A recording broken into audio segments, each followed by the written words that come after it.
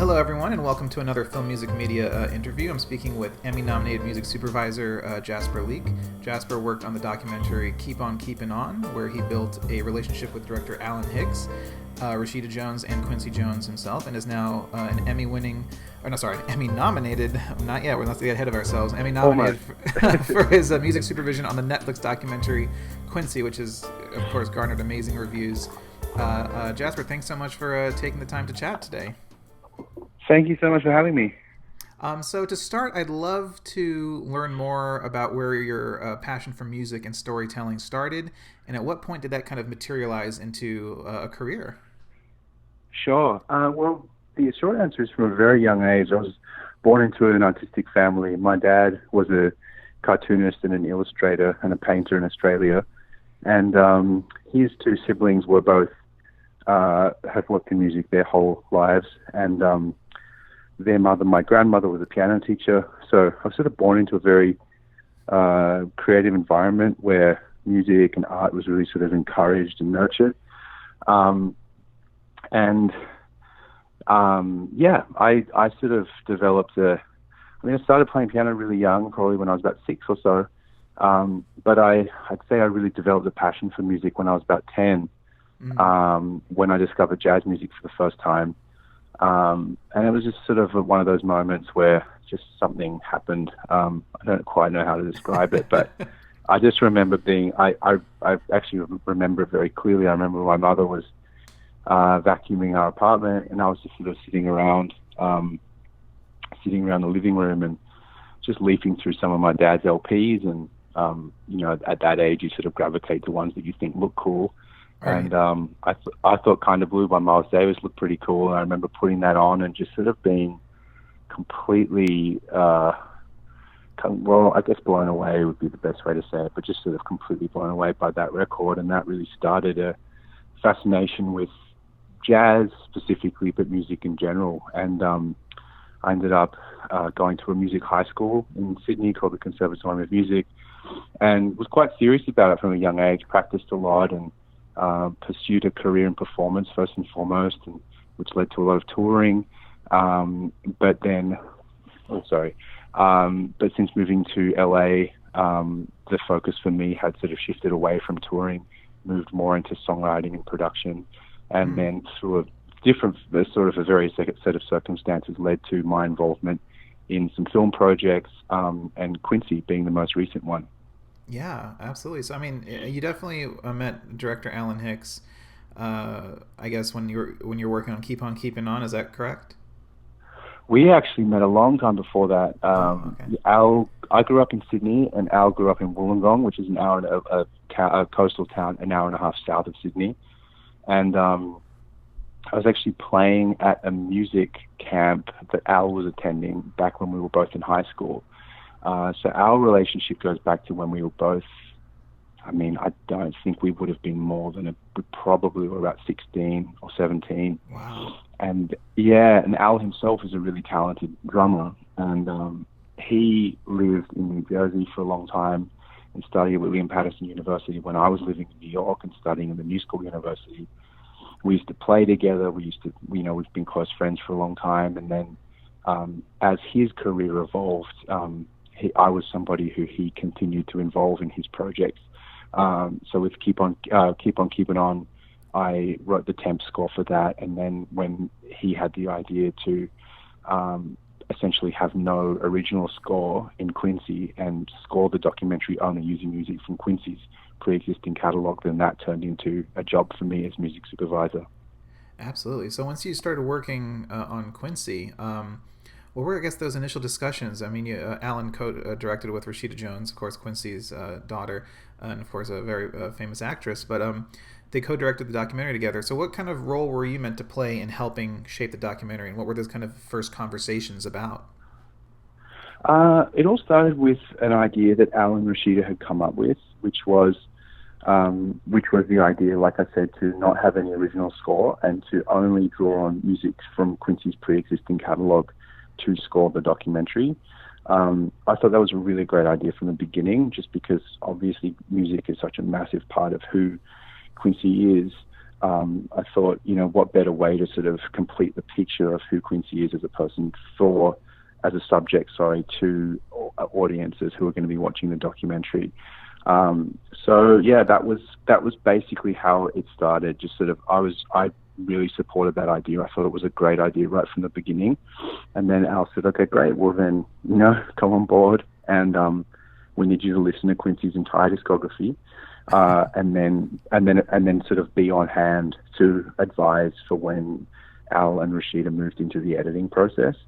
So I was handed a hard drive when I first came on board, and Al and I had a lot of conversations just about trying to sort of preempt what sort of conversations we might have when they started to edit, certain things that they might specifically request, and then what the most efficient way would be to find those to sort of help in situations like that. Yeah.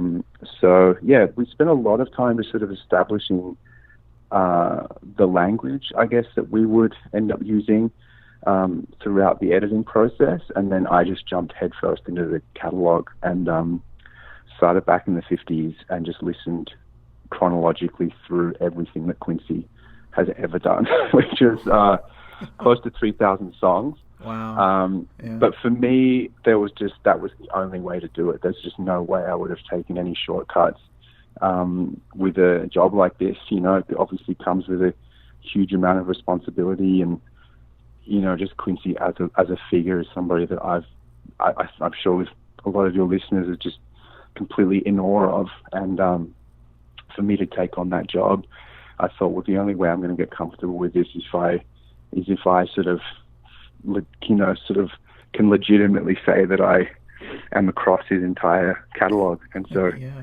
that really was the first thing I wanted to do. And I mean, I've sort of said it before, but I think I really did pinch myself on some of those days, and I was just thinking, I'm sitting here getting paid to listen to this incredible music. It was like, it's easily one of the best jobs I've ever had. Absolutely. So, I mean, when you start approaching that, when you start listening through that discography and his entire body of work, are you taking notes? Are you like picking up on things that you're like, oh, this could be for something? I mean, are you just kind of just taking it all in, and then you go back and kind of find things? Like, kind of what is the approach, I guess, to start? You have this whole bank of material. How do you start kind of, I guess, sorting it? Sure. Right. As I went through, I was sorting everything. So I created a Google spreadsheet, and I would isolate every little bit of music that I thought, well, some was just things that I loved, but I would isolate things that I could sort of anticipate coming in handy during the editing process. So I would, every track was assigned a log number, so they were sort of searchable in a hard drive. And then I would sort of input all of the, the basic information of a track. So the artist, the title of the song, the amount of time that a particular section went for that I thought could be great for when they moved into the editing process, the decade in which it was recorded, the style in which it was recorded, but also then would tag everything with a lot of descriptors, descriptors that were related to mood, or descriptors that were related to feeling.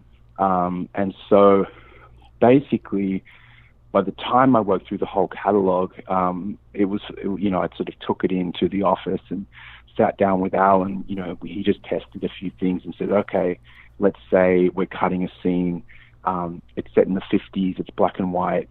We want something really upbeat, bluesy, and gritty. And I could then put those words into this document, and it would filter out all of the tracks that didn't fit that criteria. And so then I had a short list to start working with and listening to, and then I would be able to kind of, sit there for a while and then cull all of the things that I didn't quite think were working, and usually give Al and Rashida a list of anywhere between 5 and 10 songs that I thought had good potential for a scene. And honestly, sometimes the hardest part of that process was just choosing the best thing out of so many great options. Right, yeah, it's like... Because, I mean, It is just, I mean, his discography is just full of just such incredible stuff.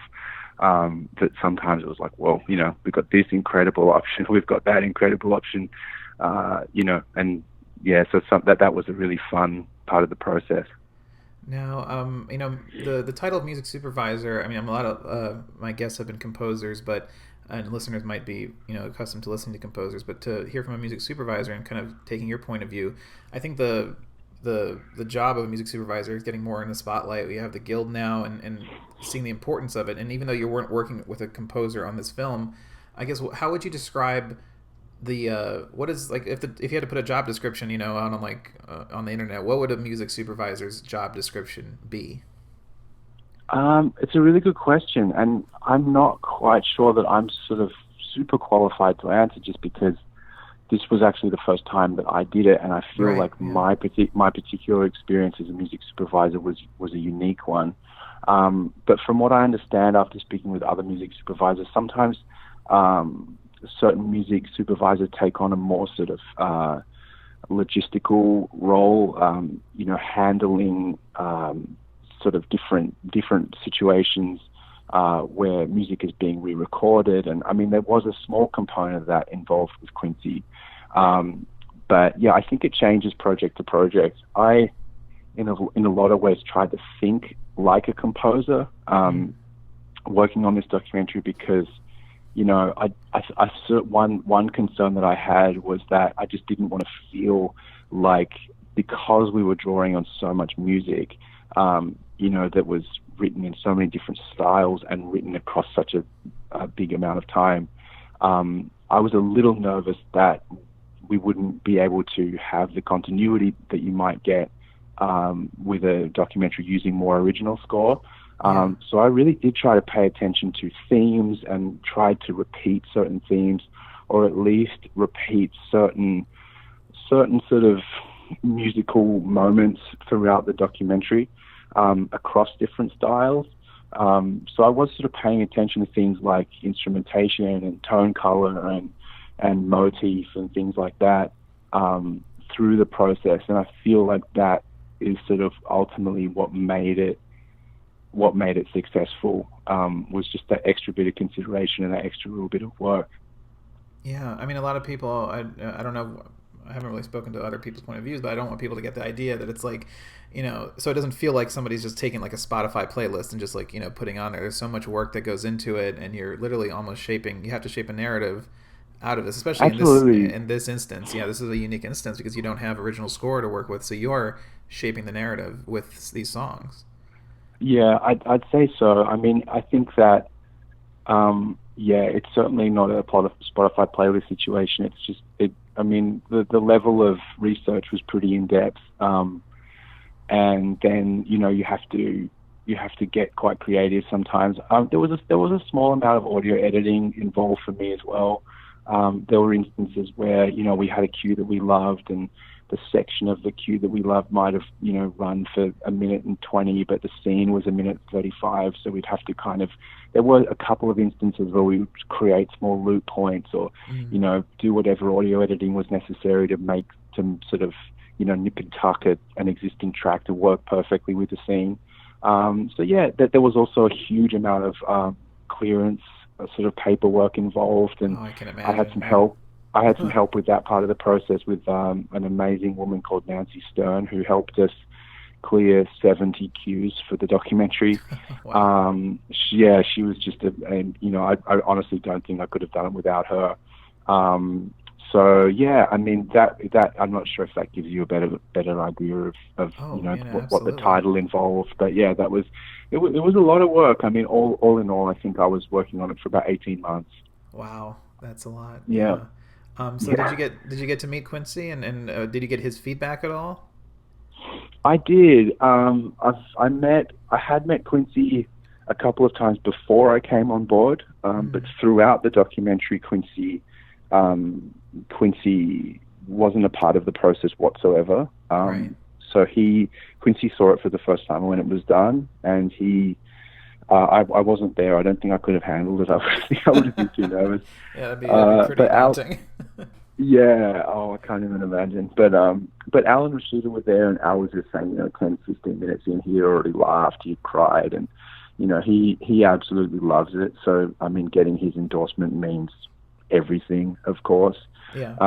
But then also getting some really good feedback from the rest of the family. Rashida was, I always felt very trusted by her, and then also. I had some nice comments from Sonny Levine, who's a great musician and grandson of Quincy's, who's very, very familiar with his grandfather's discography.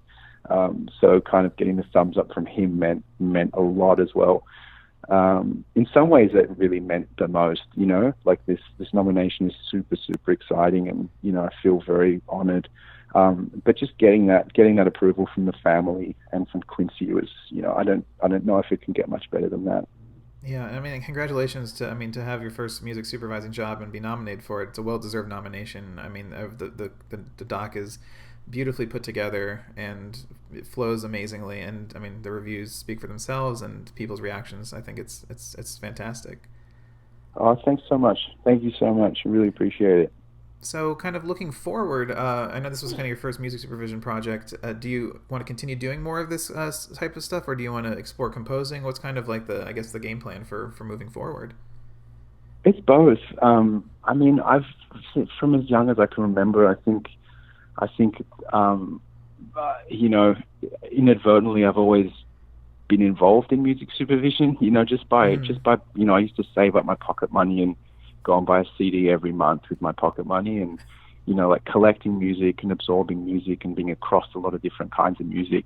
Has just always been such a big part of my life, and whether I realize it or not, there is just this massive database of music in my brain, and so being able to draw on that, and be a sort of be an asset for different filmmakers is something that, at least in my experience so far, was very natural and something that I just really enjoyed.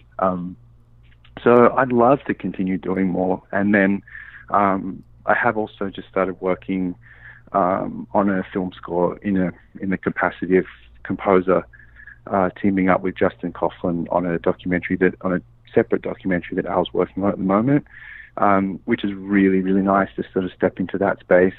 But yeah, to answer your question, I would say both. I'd love to keep pushing the music supervision forward, and through this experience, I've been able to meet some people in that industry, but also keep composing, keep songwriting, keep producing as well.